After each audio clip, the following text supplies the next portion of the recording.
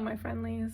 Today I want to do a thing where I share some cool stuff I read today. Yeah, so today's cool stuff comes all from the same post by a writer named Katie, and I have no idea how to say this last name. It's spelled J-G-L-N. She writes on Substack. And so her post was about gender, shockeroni, that I would think that's interesting. And so here's some stuff that she said that I thought was worth knowing. One is that different societies at different times have divided labor more and more evenly, more and less strictly along sex lines.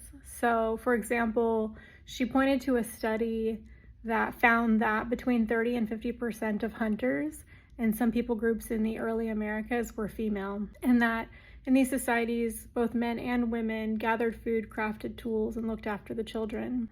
She pointed to another article she wrote where essentially the finding is that throughout space and time, historians and anthropologists have found women doing the heavy lifting, both literally and metaphorically. She also, I thought this was really interesting, pointed to social historian John Tosh's book, A Man's Place, Masculinity and the Middle Class Home in Victorian England, as finding that in the mid-19th century, English folks considered domesticity a masculine virtue. And I didn't read this today, but it reminds me of the fact that men actually invented and were the first to wear high-heeled shoes. And so I'm going to quote Katie here as we round out the video as saying or writing, "The truth is there's no universal definition of what masculinity or femininity entails.